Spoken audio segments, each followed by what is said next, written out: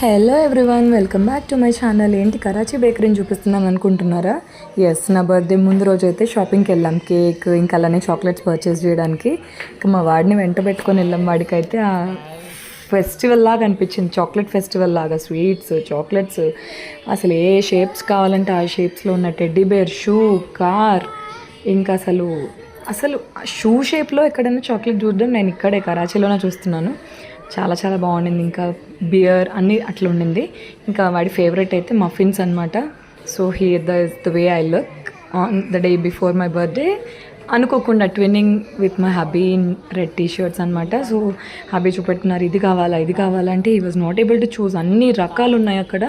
So he just told the waiter over there, ఇది pack చేయండి ఇది ప్యాక్ చేయండి అని చెప్పి ఇంత క్యూట్గా చెప్తున్నాడు.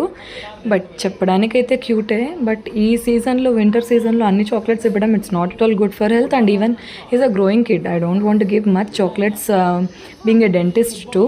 సో నేను అందుకని ఒక్కటి ఇచ్చాను అంతే. అది డే టైంలో ఇచ్చాను, మళ్ళీ నైట్ బ్రష్ చేయించాను. సో ఐ టుక్ మెజర్మెంట్స్, చాలా కేర్ తీసుకున్నాను. Please don't judge on this video. This is just happening only once in a year. So he was just enjoying the way, because నేను ఆ freedom ఇచ్చాను వాడికి 1 day before my birthday. Let him enjoy అని చెప్పి.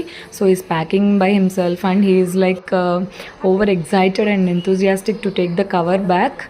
And while going also he said, thank you mama and we love you. So I liked the way he enjoyed it. Hope you like my video. Thank you for watching. Bye bye.